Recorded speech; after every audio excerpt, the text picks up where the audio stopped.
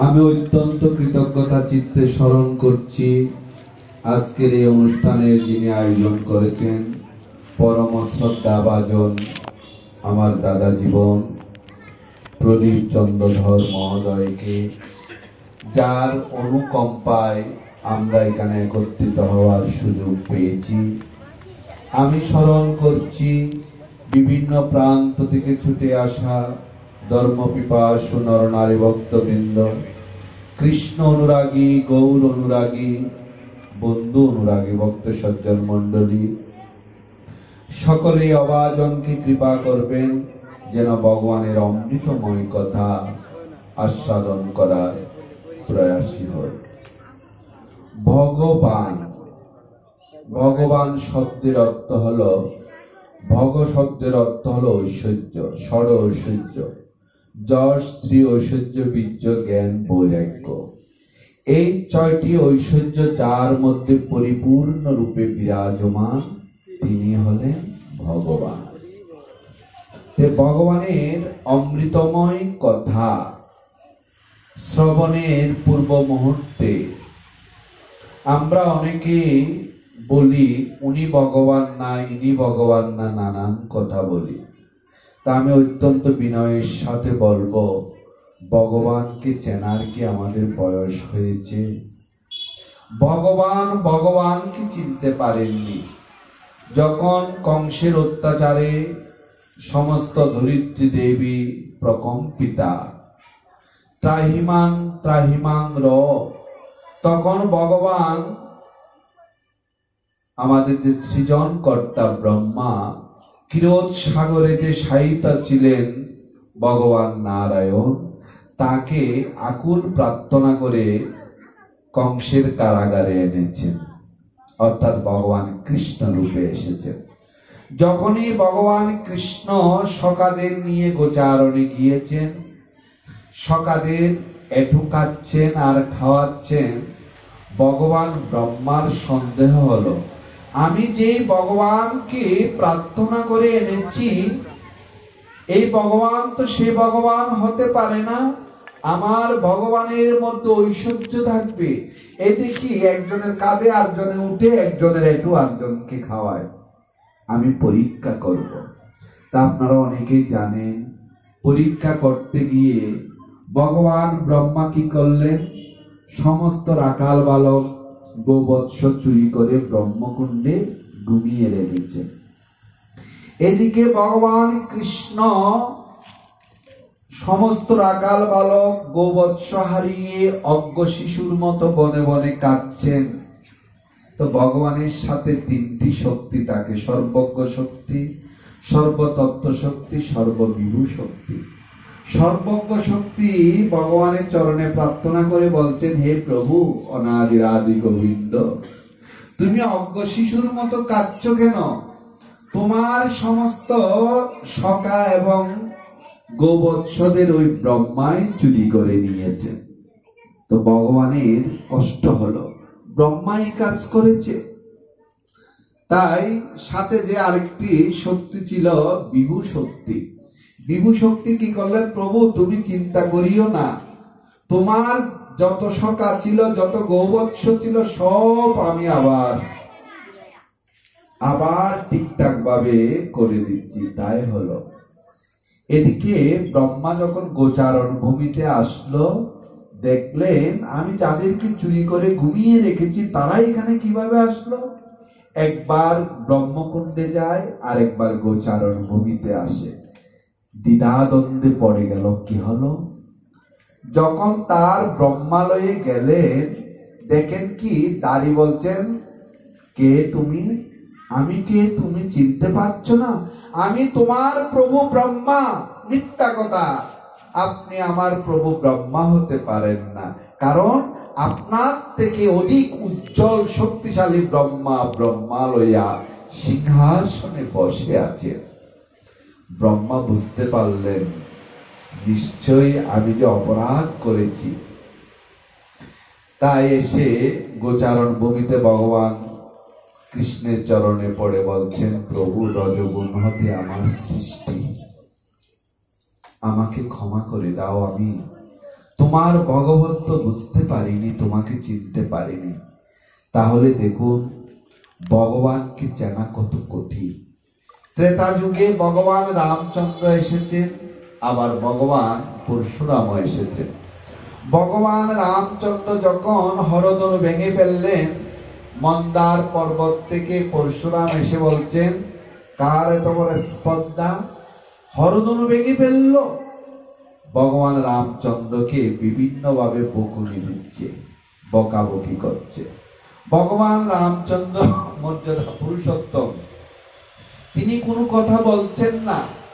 আর এদিকে লক্ষণ বলছেন, লক্ষণজি যে ব্রাহ্মণ দেবতা, আপনি একটা ধনু ভেঙেছে বিদায় এত কথা বলছেন, এরকম ধনু ছোটবেলায় কত ভেঙেছি আমরা। আর পরশুরাম ক্রোধান্বিত হচ্ছে। তখন ভগবান রামচন্দ্রকে বলছেন, এই নিন সারঙ্গ ধনু, এটি যদি উঠাতে পারেন তাহলে বুঝবো। তো ভগবান রামচন্দ্র অনায়াসে সেই সারঙ্গ ধনু উত্তোলন করেছেন। একমাত্র ভগবান বিষ্ণুর অবতার ছাড়া কেউ ওই ধনু উঠাতে পারেননি। যখনই উঠালেন তখনই দিব্য জ্যোতির্ময় সে ভগবান শঙ্খ চক্র গদা পদ্মধারী রূপে দর্শন দিলেন। তখনই পরশুরাম বুঝতে পারলেন ভগবান রামচন্দ্র কে। তাহলে আমরা যারা বলি উনি ভগবান কিনা, উনি ভগবান কিনা, আমরা কি ভগবান চিনতে পারি? কারণ যাদের এই কামনা বাসনা হৃদয় পরিপূর্ণ, তারা কিভাবে ভগবানকে চিনেন? তা ভগবান কৃপা করে যাহাকে জানাবেন, উপনিষদ বলেছেন, জগবেশু বেনে তু তেন লভ্য। হে জগৎজীব, আমি যাহারে জানাই সেই জানাতে পারে আমাকে, আর না হলে আমাকে জানার কোনো সুযোগ নেই। তাই দিল্লির সম্রাটের নাম শুনেছেন আকবর। আকবর মুসলমান ছিল তো, তা আকবর সনাতন ধর্মের অনেক কিছুই ভালোবাসতেন। কিন্তু সনাতন ধর্মের অবতার বাদ, ভগবান যে যুগে যুগে এই পৃথিবীতে আসেন দুষ্টের দমন, সৃষ্টির পালন এবং ধর্মরাজ্য সংস্থাপনের জন্য, এই কথাটি বিশ্বাস করেন না। তাই সম্রাট আকবরের যারা মন্ত্রী ছিলেন তারা অনেক বোঝানোর চেষ্টা করেছেন, কিন্তু সম্রাট বুঝে না। তা সম্রাট আকবর প্রতিদিন বিকেল বেলা তার ছোট্ট পুত্র সেলিমকে নিয়ে নৌকা ভ্রমণে যান। কোথায়? যমুনায়। তাই প্রতিদিনের মতো ওই দিনও যাবেন। ঠিক এর আগে তার ছোট্ট শিশু সেলিমের প্রচন্ড জ্বর হয়েছে। তাই পিতা সম্রাট আকবর বলছেন, পুত্র আজকে তোর নৌকা বিহারে যাওয়ার দরকার নেই। এদিকে সম্রাট আকবরের সাথে সম্রাট বলে কথা, সেনাবাহিনী প্রধান, নৌবাহিনী প্রধান এবং সমস্ত অমাত্য মন্ত্রী সবাই সম্রাটের সফর সঙ্গী হলেন। যেই নৌকায় উঠবেন, সম্রাট আকবর ভ্রমণে যাচ্ছেন, বুঝেন কিরকম? বিশাল পাঞ্চি নৌকা। যেই নৌকায় উঠবেন, সম্রাট আকবর দেখতে পেলেন তার পুত্র সেলিম নৌকার ওই প্রান্তে শুয়ে আছে। একটা কাঁথা মুড়ি দিয়ে শুধু চেহারাটা দেখা যাচ্ছে, মূলত কিন্তু এটি তার পুত্র না। ওই মন্ত্রীরাই হুবহু তার পুত্র সেলিমের মতো করে একটা মূর্তি তৈরি করে রেখেছে, বোঝার কোনো উপায় নেই। সম্রাট খানিকটা বিরক্তও হলো, আমি নিষেধ করেছি তার সত্ত্বেও সে আসলো। নৌকা চলতে লাগলো, সবাই খুশ গল্পে মত্ত। এদিকে মন্ত্রী ওই মাঝিকে আগেই বলে দিয়েছেন, আমি যখন ইশারা করব তখনই তুমি নৌকাটা একটু দোল দিবে। ওই সুযোগে আরেকজনকে বলছে, তুমি ধাক্কা দিয়ে মূর্তিটা জলে ফেলে দিবে। তাই এদিকে সম্রাট আকবর সমস্ত মন্ত্রীদের নিয়ে খুব হাসাহাসি করছেন, বিভিন্ন গল্পগুজব, রাষ্ট্রীয় কাজের কথা বলছেন। নৌকাটি ঠিক খানিকটা যখন মধ্যখানে গেল, মন্ত্রী ইশারা করলেন, মাঝি দোল দিল, আরেকজন ধাক্কা দিয়ে মন্ত্রীটি জলে ফেলে দিল। মূর্তি ডুবে যাচ্ছে এই দেখে সম্রাট আকবর লাফ দিয়ে যমুনায় পড়ল। যমুনা পড়ার পর ডুব দিয়ে দেখলো এটি তার পুত্র সেলিম নয়, একটা মূর্তি। ক্রোধে লাল হয়ে গেল সম্রাট আকবর, ভারতবর্ষের সম্রাট। তিনি এসে ন্যায় সভার আহ্বান করলো যে আমি সম্রাট, আমার এই সাম্রাজ্য থেকে কার কত বড় স্পর্ধা যে আমার সাথে কপটতা, আমার সাথে ছলনা। তাই শাস্তি কি, যে করুক তার শাস্তি মৃত্যুদণ্ড। তখন মন্ত্রী মহোদয় এসে সম্রাটের চরণে প্রণাম করে বলছেন, সম্রাট আপনি যেই শাস্তি দিবেন আমি তা মাথা পেতে নিব, তবে মৃত্যুর আগে, মৃত্যুদণ্ড দেওয়ার আগে তো ইচ্ছা থাকে। আমার একটি ইচ্ছা বলতে একটি প্রশ্ন, এই প্রশ্নের জবাব কি আপনি দিবেন? হ্যাঁ, কি প্রশ্ন বলুন। তখন মন্ত্রী মহোদয় বললেন যে দেখুন, আপনার পুত্র সেলিম যখন জলে ডুবে গেল, আপনার সাথে তো মন্ত্রী, মহামন্ত্রী, ডুবুরি, সেনাবাহিনী প্রধান, নৌবাহিনীর প্রধান, অন্যান্য সবাই ছিল। তা আপনি তো সম্রাট, আপনার পুত্র ডুবে যাচ্ছে, আপনি তো আমাদের নির্দেশ দিলে আমরা আপনার সন্তানকে বাঁচানোর জন্য ডুব দিতাম। আপনি আমাদের নির্দেশ না দিয়ে আপনি সরাসরি কেন যমুনায় ডুব দিলেন সন্তানকে বাঁচানোর জন্য? তখনই সম্রাট আকবর বলছেন, একই কথা বলেন, আমার পুত্র সেলিম ডুবে মারা যাচ্ছে, এই দৃশ্য দেখে আপনাদের যে নির্দেশ দিব, আদেশ দিব, সেই ধৈর্যটুকু আমার ছিল না। আমার পুত্র ডুবে যাচ্ছে, এই জন্য আমি নিজে ডুব দিয়েছি রক্ষা করার জন্য। তখন মন্ত্রী মহোদয় বলছেন, পেয়ে গেছি আমার উত্তর। তখন মন্ত্রী বলছেন, সম্রাট আমাদের ধর্মে যে ভগবান যুগে যুগে আসেন কৃপা করে পৃথিবীতে, আপনাকে অনেক বোঝানোর চেষ্টা করেছি, আপনি বুঝলেন না। আমরাও যখন কামনা বাসনার অন্ধকার সমুদ্রে ডুবে যাই, মায়ার সমুদ্রে ডুবে যায়, তখন আমাদের ভগবান গোলক থেকে গোলকে আসেন আমাদেরকে রক্ষা করার জন্য।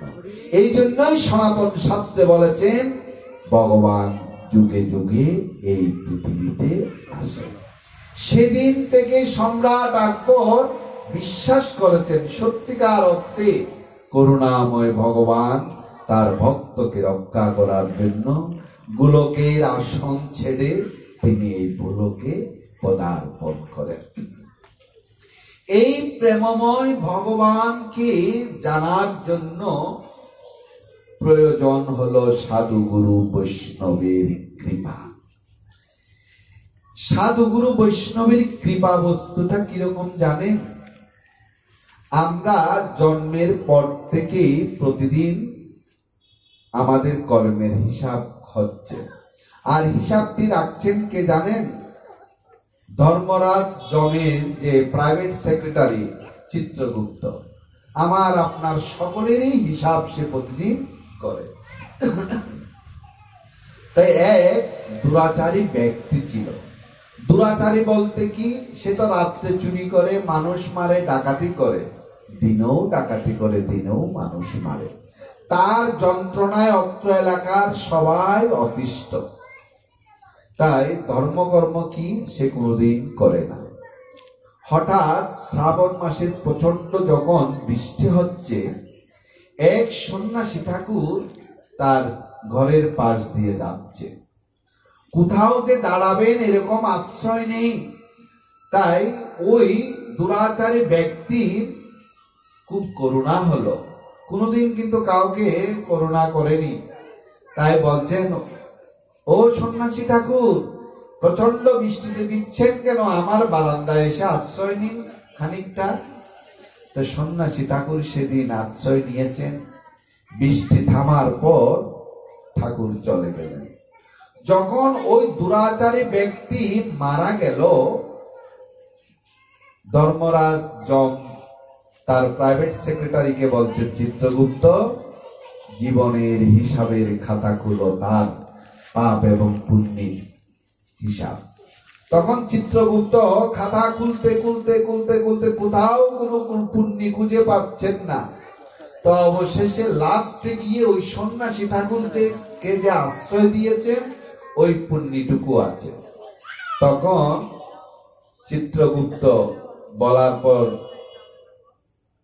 ওই দুরাচারী ব্যক্তির যখন বিচার হবে, কাঠগড়ায় দাঁড়ালো, তখন তাকে বলা হলো, তুমি কি তোমার শুভ পুণ্যের ফল আগে ভোগ করবা নাকি দুষ্কর্মের ফল ভোগ করবা? তখন ওই লোকটি দুরাচারী হলেও বুদ্ধি আছে, তিনি বললেন, আমাকে যদি ভোগ করতেই হয় তাহলে আমার শুভ কর্মের ফলটুকু আগে ভোগ করতে দিই। যেই শুভ কর্মের ফল ভোগ করতে দেওয়া হলো, অমনি সাধু সঙ্গ বা সাধুর কৃপা কি বস্তু। কারণ ভগবান বলেছেন, হে অর্জুন, ভক্ত হলো আমার হৃদয়। আমার ভক্ত সঙ্গ তো অনেক উপরের কথা, আমার ভক্তের দর্শন মিললেও এই দুরাচারী ব্যক্তির অন্তর জগৎ থেকে অন্ধকার দূর হয়ে যায়। সাধু সঙ্গ এরকম বিষয়।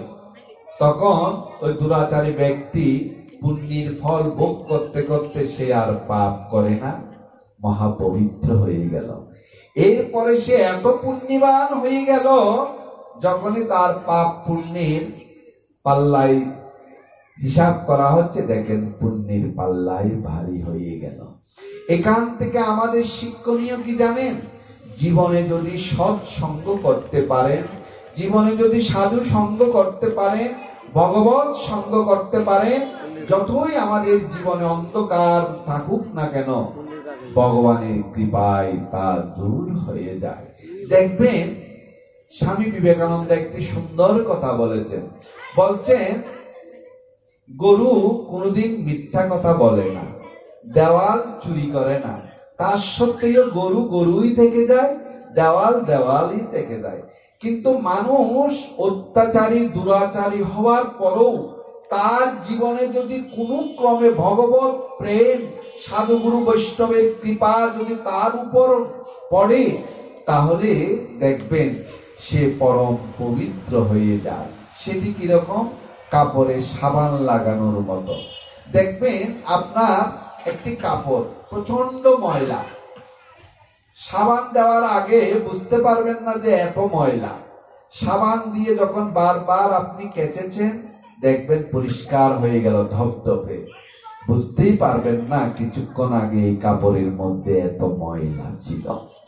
তেমনি ভগবত সঙ্গ, গুরু সঙ্গ, সৎ সঙ্গ এমনই জীবনে অন্ধকারে গলিতে পা বাড়িয়েছেন বটে, আমরা কিন্তু অনেক অপকর্ম করি, কিন্তু আমরা যেদিন বুঝতে পারবো আমাদের জীবনের বেলা চলে গেল অপকর্মে, সেদিন থেকে যদি সুন্দর হওয়ার চেষ্টা করি, তাহলেই পৃথিবী সুখী হবে। বর্তমান সমাজের দিকে তাকালে আমরা দেখতে পাই, দেখবেন শাশুড়ি মনে করেন তার বৌমা বদলাক, বৌমা মনে করেন শাশুড়ি বদলাক, পিতামাতা মনে করেন সন্তান বদলাক, আর সন্তান মনে করেন মা বাবা এগুলো ওল্ড মডেল, এগুলো আলটা হতে হবে। তাই সন্তানরা মনে করেন পিতামাতা বদলাক। সবাই শুধু আমরা বদল চাই। এই বদল চাওয়াটা কি আধুনিক যুগে নতুন? বর্তমান যুগকে বলা হয় আধুনিক যুগ। আগে যেখানে যেতে 3 মাস সময় লাগতো, আমরা এখন 3 ঘন্টায় চলে যাচ্ছি। আগে যেখানে প্রিয়জনকে পত্র প্রেরণ করতে 7 দিন লাগতো, বর্তমানে 7 সেকেন্ড না 1 সেকেন্ডে আমরা সংবাদ প্রেরণ করতে পারি। তাহলে এহেন আধুনিক যুগে বদলটা কোথায় হলো? আগে যারা গুহায় বসবাস করত তারাও বদল চেয়েছে। আধুনিক যুগে এই 21 শতাব্দীতে এসে আমরাও যদি সে বদলই চাই, তাহলে হবে। মূলত কালচারাল রিভলিউশনটা কি জানেন? আমরা সবাই বদল চাই, উনি বদলাক, উনি বদলাক, এ ভালো হয়ে যাক, এ ভালো হয়ে যাক, কিন্তু একবারও নিজের দিকে আঙুল দিয়ে বলি না আমাকে বদলাতে হবে। এই যে আমাকে যে বদলাতে হবে, এটা আমরা ভাবি না, শুধু বলি উনি বদলাক, উনি বদলাক। কিন্তু একবারও বলি না আমাকে বদলাতে হবে। তাই আমরা তো দোষে গুণে মানুষ, আজকে খানিকটা বদলাবো, কালকে খানিকটা বদলাবো, পরশু দেখবেন একেবারেই বদলিয়ে যাব। তাহলে এই সমাজ সুখী হবে। অন্তত পক্ষে আমার মতো একজন দুরাচারী মিথ্যাচারী যদি সুন্দর হয়ে যায়, সুন্দর মনের অধিকারী হয়ে যায়, পৃথিবী থেকে তো একজন দুরাচারী ব্যক্তি চলে গেল, তাহলেই পৃথিবী সুখী হবে। তাই চলুন, এই যে আমাদের ভজন পথে এগোতে দেয় না কে জানেন? অহংকার নামক একটি শব্দ। এই অহংকার যে কি বস্তু তার একটি দৃষ্টান্ত দিয়ে আমরা ভাগবতীয় কথায় প্রবেশ করব। বলো বলো নিতাই গৌরী সীতারাম, প্রেমানন্দে আনন্দে ভগবান হরি হরি বল। মুর্শিদাবাদে এক রাজা ছিলেন, জমিদার, মহারাজ কৃষ্ণচন্দ্র। তা ভারতবর্ষে অনেক রাজা মহারাজাই ছিলেন, কিন্তু মুর্শিদাবাদের রাজার বিশেষ মাহাত্ম্য আছে, ঐশ্বর্য আছে।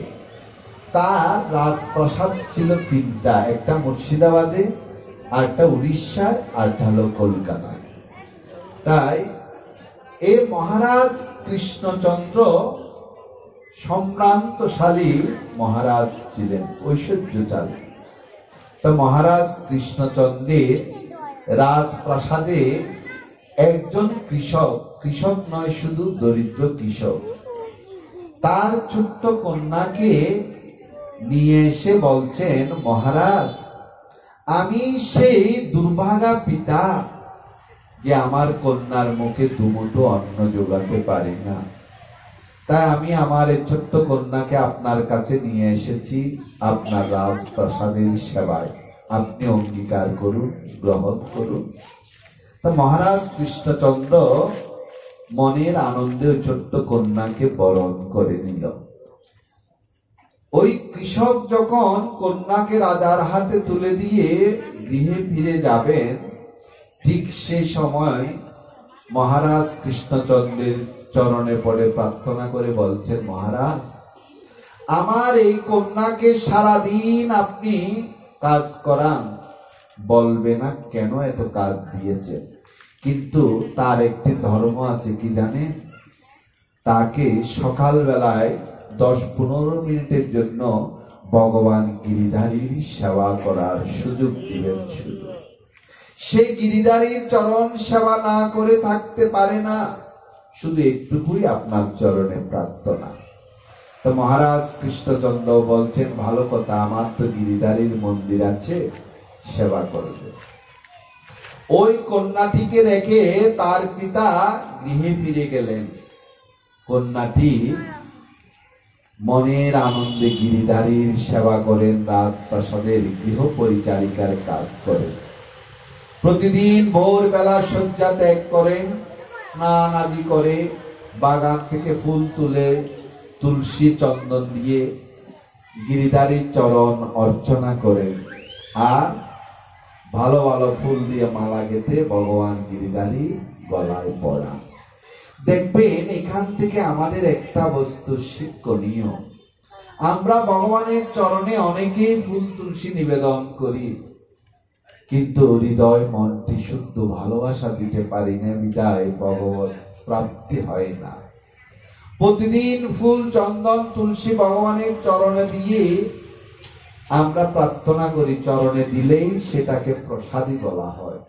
তেমনি আমরা আমাদের হৃদয় মন্দিরে যে একটি পুষ্প আছে, হৃদয় পদ্ম আছে, ওই হৃদয় পদ্মটাকে যদি প্রতিদিন গোবিন্দের চরণে সমর্পণ করে যদি নিজের এই দেহ কানিকে যদি প্রসাদী করে নিতে পারি, তাহলে কোনো অপশক্তি আপনার উপর ভার করতে পারবে না।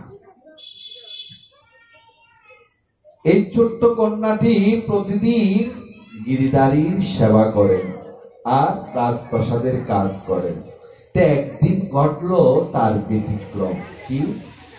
ওই কন্যা ঘুম থেকে উঠলেন বটে, কিন্তু রাজপ্রাসাদের সৌন্দর্য দেখতে দেখতে একেবারে মহারাজ যেই কক্ষে শয়ন করেন সোনার পালঙ্কে, ওখানে গিয়ে উপস্থিত। তা সোনার পালঙ্ক তো কোনোদিন চোখে দেখেনি দরিদ্র কৃষকের সন্তান। সোনার পালঙ্কের সৌন্দর্য দেখে ওই পালঙ্কের বিছনা হাত বুলাচ্ছেন, খুব নরম। তো ওই কন্যাটি ওই বিছনার সৌন্দর্য আরাম অনুভব করতে করতে বিছনার উপর শুয়ে পড়ল। কে শুয়ে পড়ল? রাজপ্রাসাদের একটি দাসী। মহারাজ কৃষ্ণচন্দ্র যখন রাজকার্য করার পর যখন বিশ্রামে যাবেন, দেখেন কি তার বাড়ির ওই দাসী, ওই কন্যাটি ওখানে শুয়ে আছে। খুব মাইন্ডে লেগেছে, আমার রাজপ্রাসাদের দাসী আমার শয্যায় শয়ন করেছে। তো ন্যায় সবার আহ্বান হলো। শাস্তি কি? 30টা বেত্রাঘাত। এই লীলাটি একটু অনুধাবন করবেন, জীবনে অনেক কিছু পাবেন। 30টি বেত্রাঘাত করা হচ্ছে ওই এক রত্তি ছোট্ট কন্যাকে। একবার বেত্রাঘাত করে ওই কন্যা হাসে, আরেকবার বেত্রাঘাত করে ওই কন্যা কাঁদে। এভাবে অনেকগুলি বেত্রাঘাত করা হলো। শরীরে এমন কোন জায়গা নেই ক্ষত বিক্ষত হয়ে যায় না, রক্ত দরদর করে পড়ছে। তা মহারাজ কৃষ্ণচন্দ্র ওই কন্যার কাছে গিয়ে বলছেন, কন্যা, তোমাকে এত বেত্রাঘাত করা হচ্ছে, তা সত্ত্বেও তুমি হাসছো। ওই কন্যাটি তখন বলতে লাগলেন, মহারাজ, আমি হাসছি কেন জানেন? আনন্দে। আনন্দ? এত মারছি তাও তোমার আনন্দ? ওই ছোট্ট কন্যাটি বলতে লাগলো যে মহারাজ, সত্যি আমি আনন্দিত হয়ে হাসছি, কারণ আজকে আমি ঘুম থেকে উঠে গিরিধারী ভগবানের সেবা করিনি। আজকে রাজপ্রাসাদের সৌন্দর্য দেখতে দেখতে আপনার শয়ন কক্ষে গিয়ে সোনার পালঙ্কে শুয়ে পড়েছি। এ আমার অপরাধ। আজকে তো আমার জীবনে কৃষ্ণ সেবা করা হলো না। তাই আপনি যতই বেত্রাঘাত করছেন ততই আমার মনে পড়ে গেল যে সত্যি আমার তো গোবিন্দ সেবা হলো না। এই জন্য আমি আপনার বেত্রাঘাত পাওয়ার পরও আনন্দে হাসছি, কারণ আপনি আমার স্বরূপ জাগিয়ে দিয়েছেন। সোনার পালঙ্কে শোয়া আমার ধর্ম নয়। বিশ্ববরেণ্য দার্শনিক মহানামরত ব্রহ্মচারী বলেছেন, মানব জীবনের সর্বশ্রেষ্ঠ পুরস্কার হলো ঈশ্বর লাভ। আমি সেই ঈশ্বর লাভ বাদ দিয়ে আজকে আরাম আয়েশের জন্য সোনার পালঙ্কে শুয়েছিলাম। তাই আপনি যতই আঘাত করছেন ততই আমার মনে পড়েছে আমার কাজটি ঠিক হয়নি। তাই আপনি তো আমার পরম বন্ধু বান্ধব, এই স্বরূপ যে জাগিয়ে দিয়েছেন, এজন্য আমি আনন্দে হাসছি। তো মহারাজ কৃষ্ণচন্দ্র তখন আবার বলতে লাগলেন, পুত্রী, তুমি যে শুধু হাসছো তা নয়, তোমাকে এই বেত্রাঘাত দিলে আবার তুমি কাঁদো কেন? ছোট্ট কন্যাটি কিছুক্ষণ চুপ থেকে বলতে লাগলেন, মহারাজ, আমি কাঁদছি আপনার জন্য। আমার জন্য কাঁদছ? আমার জন্য কেন কাঁদবে? তুমি আমার কে? মহারাজ, আমি কাঁদছি কেন জানে? কারণ আমরা যখন মাতৃগর্ভে ছিলাম, সকলে 7 মাস বয়স মাকে সাথ দেওয়া হয়। সন্তান তখন বড় হয়, মায়েরও কষ্ট, সন্তানেরও কষ্ট। তা মাতৃ জঠরের যন্ত্রণা সহ্য করতে না পেরে আমরা প্রত্যেকেই ভগবানকে মাতৃগর্ভে ডেকেছিলাম। ভাগবতের 7ম স্কন্ধে দেখবে। তাই আমাদের ডাক শুনে, আমাদের দুঃখ যন্ত্রণা শুনে প্রেমময় ভগবান মাতৃগর্ভে আমাদের প্রত্যেককে দেখা দিয়েছেন। তো ভগবানের সে দিব্য জ্যোতির্ময় রূপ দেখে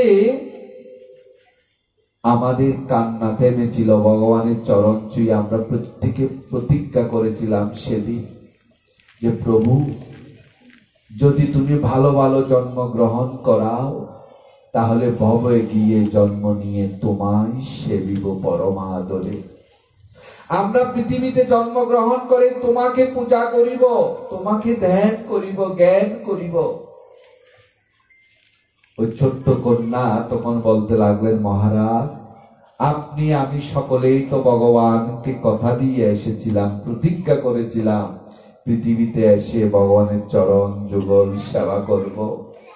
আমি আপনার এই রাজপ্রাসাদে এসেছি 2 বছর হয়েছে, কিন্তু একদিনের জন্য তো আপনাকে ভগবানের মন্দিরে যেতে দেখিনি। আমি একদিন ভগবানের সেবা করিনি বিদায় 30টি ব্যত্রাঘাত আমার পিঠে দিয়েছেন। তা আপনাকে তো একদিনের জন্য, এক মুহূর্তের জন্যও ভগবানের সেবা করতে দেখিনি। তাহলে আপনার কপালে না কত লক্ষ ব্যত্রাঘাত অপেক্ষা করছে। ওই বিভীষিকা দেখে আমি আপনার জন্য কাঁদছি। এই কথা শ্রবণ করা মাত্র মহারাজ কৃষ্ণচন্দ্র ছোট্ট কন্যার হাত চেপে ধরে বলছেন, কন্যা রে, তুই তো আমার স্বরূপ জাগিয়ে দিয়েছিস। সত্যি তো একদিনের জন্য হা কৃষ্ণ গোবিন্দ বলে তো কাঁদিনি, আমার কি দশা হবে।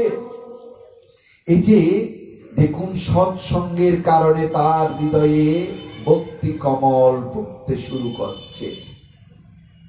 মনে করবেন আমাদের মধ্যে মহানামরত ব্রহ্মচারী বলেছেন, তোমার মধ্যেই স্বামী বিবেকানন্দ, ঋষি অরবিন্দ, মহাত্মা গান্ধী সবাই লুকিয়ে আছে। শুধু জাগাও, শুধু জাগাও। কারণ আমাদের সত্তাটা কি জানেন? The Holy Soul is the representative of God.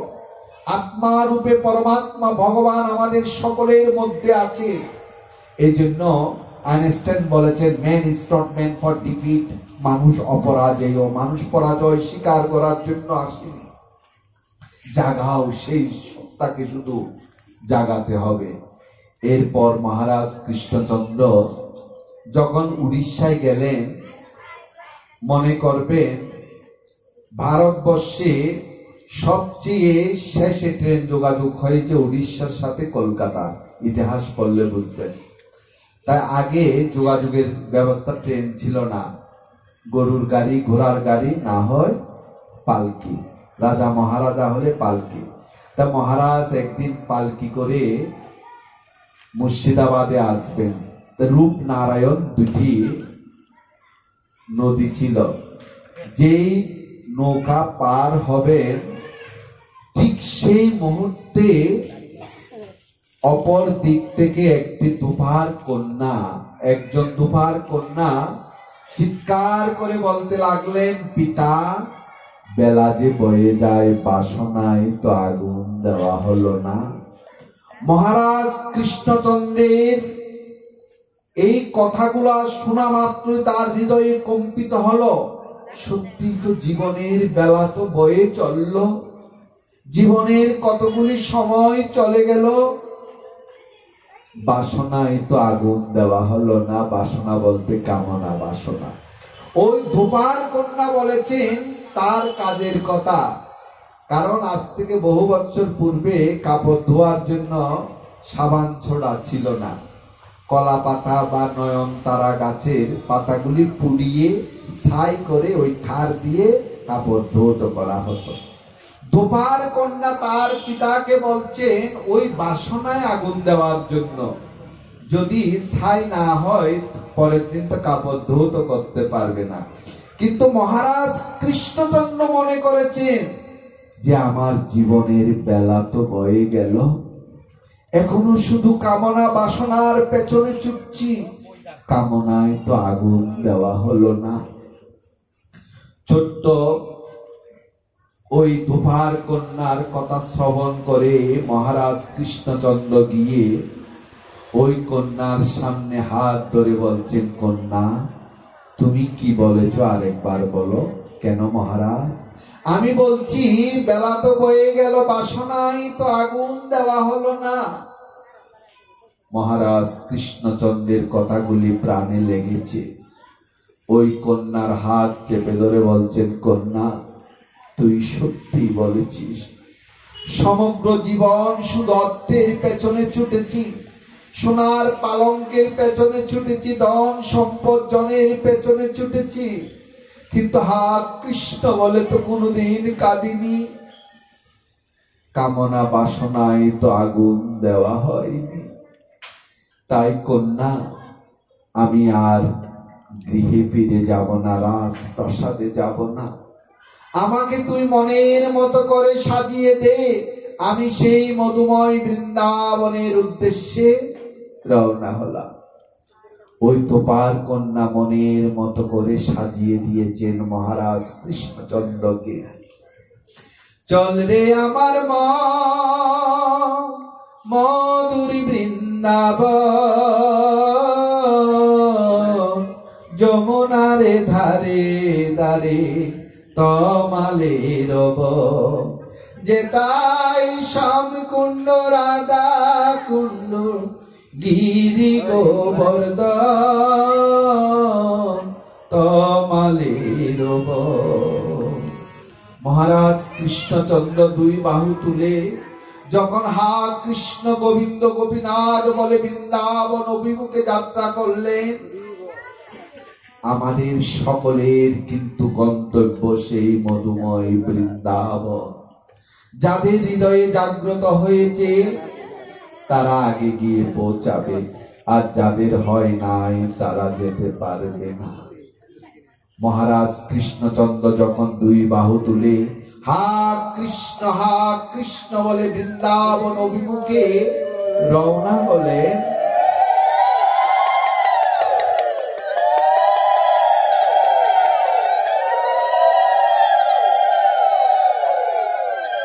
কিছু দূর যাওয়ার পর ওই তোপার কন্যা ডাকতে লাগলেন পেছন থেকে, মহারাজ মহারাজ একবার কি দাঁড়াবে? মহারাজ কৃষ্ণচন্দ্র দাঁড়ালেন। ছোট্ট কন্যার কি অনুভূতি দেখুন। মহারাজ কৃষ্ণচন্দ্রের চরণে গিয়ে পড়ে বলছেন, মহারাজ আমি তো ধূপার কন্যা, দরিদ্র, বৃন্দাবনে যাওয়ার মতো সামর্থ্য আমার নেই। আমার নেই সাধন, নেই ভজন, নেই সাধু সঙ্গ। আমি তো বৃন্দাবনে যেতে পারছি না। তবে আপনি বৃন্দাবনে গিয়ে যখন গোবিন্দ গোপীনাথ মদন মোহনকে দেখবে, গোবিন্দের চরণে একবার এই অভাগিনীর কথা জানাবেন, যেন গোবিন্দ কৃপা করে আমাকে মধুময় বৃন্দাবনে নিয়ে যান। আমি সেই বৃন্দাবনে যেতে চাই।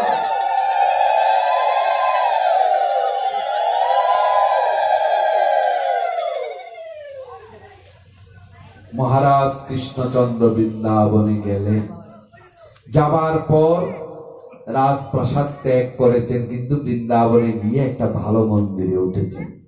ভালো ভালো খাচ্ছেন, ভালো পড়ছেন আর নাম করছেন। তা কিছুদিন পর গুরুদেবকে গিয়ে বললেন, গুরুদেব আমাকে সন্ন্যাস ধর্মের দীক্ষা দিন। গুরুদেব বলছেন, লালা, অর্থাৎ বৃন্দাবনে পুরুষকে লালা বলা হয়। বৃন্দাবনে যাওয়ার পর তার ভাব ভক্তি দেখে সবাই লালা বাবু বলে ডাকে। এখন আর মহারাজ কৃষ্ণচন্দ্র ডাকে না।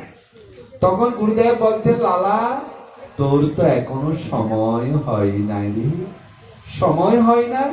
সংসারে রাজপ্রাসাদ ত্যাগ করে এসেছে, এখনো সময় হয়নি। তাই লালা বাবু কি করছেন, এখন আর ভালো খাচ্ছেন না, ভালো পড়ছেন না। কারণ প্রেমময় ভগবান গৌর হরি বলেছেন, ভালো খাইও না, ভালো পড়িও না। ত্যাগ করেছেন। আরো কিছুদিন পর গিয়ে গুরুদেবকে নিবেদন করলেন, গুরুদেব আমাকে দীক্ষা দিন। গুরুদেব বলছেন, লালা এখনো তোর সময় হয়নি, সময় হয়নি। কেন গুরুদেব? কারণ তোর মনে থেকে এখনো অহংকার যায়নি। অহংকার যায়নি? তুই কি ভুলে গিয়েছিস তোর সাথে প্রতিযোগিতা ছিল আরেকজন মহারাজ জগৎ শেঠ। তুই বৃন্দাবনে সবার গৃহে গিয়ে ভিক্ষা করিস, কীর্তন করিস, কিন্তু জগৎ শেঠের গৃহে তো তুই ভিক্ষা করার জন্য যাসনি, তোর তো অহংকার ত্যাগ হয়নি। এরপর দিন মহারাজ কৃষ্ণচন্দ্র, কারণ ওই জগৎ শেঠের সাথে তার চির প্রতিযোগিতা ছিল, দুজনের অহংকারও ছিল প্রচন্ড, তাই পরদিন করতাল নিয়ে ভিক্ষা করতে করতে, কীর্তন করতে করতে জগৎ শেঠের কুটিরে গিয়ে উপস্থিত। জগৎ শেঠ মহারাজ কৃষ্ণচন্দ্রকে দেখে প্রথমে বিশ্বাস করতে পারছেন না, আমি কাকে দেখছি, ভুল দেখছি, কারণ মহারাজ কৃষ্ণচন্দ্র এরকম ভিখারি হওয়ার কথা না।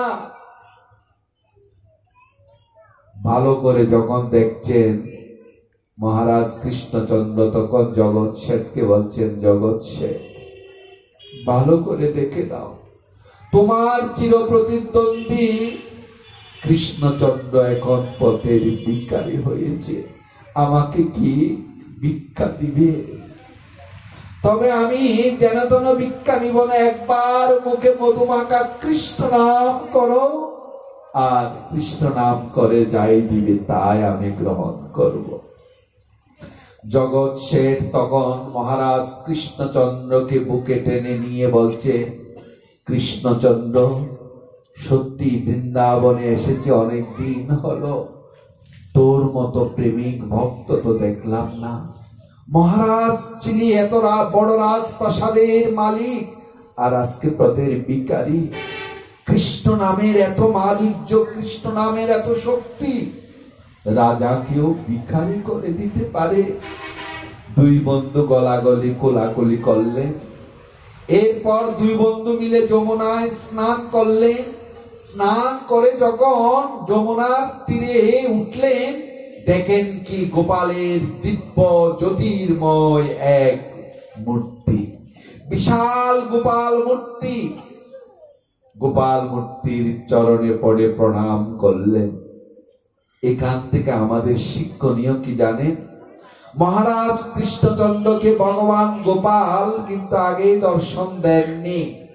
যখন তার অন্তরের অন্তঃস্থল থেকে যখন অহংকার দূর হয়েছে, তখনই ভগবান তাকে দর্শন দিয়েছেন।